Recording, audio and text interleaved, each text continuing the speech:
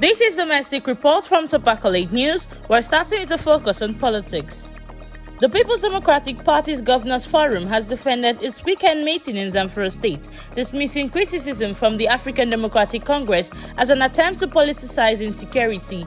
The ADC had accused the PDP governors of insensitivity for holding a political gathering in Gusau just days after deadly attacks in the state, describing their actions as disrespectful to victims. In response, the PDP's Governors Forum, through its Director General Emmanuel Agbo, said the Zamfara meeting had been scheduled in advance and focused heavily on insecurity, adding that its communique condemned killing across the country and urged the federal government to act more decisively. The forum further accused the ADC of playing politics with human lives, insisting the PDP has become stronger and more focused since some members defected to the ADC. It added that its doors remains open to repentant defectors, but stressed that addressing insecurity remains top priority. Still in politics, dozens of members of the All Progressive Congress in Gada local government area of Sokoto State have defected to the African Democratic Congress, citing dissatisfaction with the ruling party's performance. The defectors were received on Sunday by Senator Abubakar Gada, a key figure in the ADC coalition movement, who described the switch as proof of growing frustration with the APC-led government. Gada said worsening insecurity has crippled agriculture in Sokoto's eastern senatorial district, fueling poverty, unemployment and hunger. He added that the defections reflects a wider search of an alternative political platform, noting that the ADC is positioning itself as a credible vehicle for national rescue ahead of the next electoral season. Still on domestic news, South African opposition leader and president of the Economic Freedom Fighters, Julius Malema, has condemned xenophobia in his country, describing it as betrayal of African unity. Speaking in Enugu as keynote speaker at the 2025 Nigerian Bar Association Annual Conference, xenophobia is a betrayal of African unity. It is a sickness born of poverty, inequality, and government failure.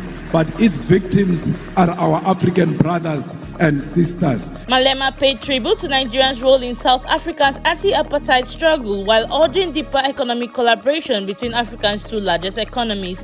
He warned against dependence on IMF and World Bank loans, which he called a debt trap, and reiterated his radical vision of a borderless Africa with one currency, one parliament, and one military. Nigerians, Zimbabweans, Congolese, and Somalis are not the cause of the South Africa's unemployment crisis. The cause lies in the untransformed economy of South Africa, which remains in the hands of. Malema stressed that Nigeria and South Africa must industrialize together, process resources locally, and champion continental integration, warning that Africa's future depends on unity, not diversion. Down in energy, three major operators, Dangote Refinery, Aito, and AA Rano, have raised the depot price of petrol to 823 naira per litre from 821 naira, following a rise in global crude oil prices from $65 to $67 per barrel. While pump prices remain unchanged, experts warn that consumers may see adjustments if the trend persists. Analysts say competition in Nigeria's downstream sector and global oil market shifts will continue to drive frequent price changes. Meanwhile, Dangote Refinery announced plans to boost its capacity by 7.7% to 700,000 barrels per day, a move already reshaping petroleum products flow away from Europe to Nigeria and other African markets, with OPEC noting the impact on European gasoline inventors. Industry stakeholders, however, continue to call for full privatization of Nigeria's government-owned refineries to stabilize supply and strengthen the sector. Now in economy, the Nigerian Pension Commission has refuted allegations by the Nigerian Labour Congress over the management of workers' pension funds and the delay in inaugurating its governing board, describing the claim as baseless and misleading.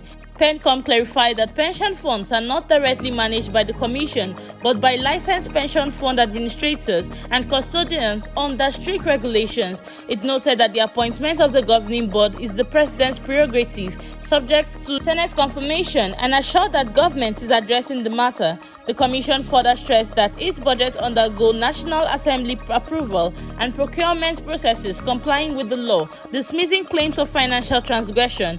PenCom assured contributors that their pensions remain secure and urged the NLC to engage constructively rather than raise unfounded concerns capable of creating panic. Now in education, The National Commission for Colleges of Education has uncovered and shut down 22 illegal colleges of education across Nigeria in a nationwide crackdown of unaccredited institutions. The Commission, in its recent achievement report, said it also conducted personal audits and financial monitoring in all 21 federal colleges of education. The move aligns with President Bola Tinubu's directive to education regulators, including the NUC and NBTE, to weed out certificate mills, undermining the integrity of Nigeria's education sector. Represented at the National Open University's 14th convocation, the president stressed that his administration is committed to strengthening oversight across all education agencies to protect academic standards. That is the domestic news update. For now on Top News. Do stay with us for more domestic updates and development. I am Blessing Bassi.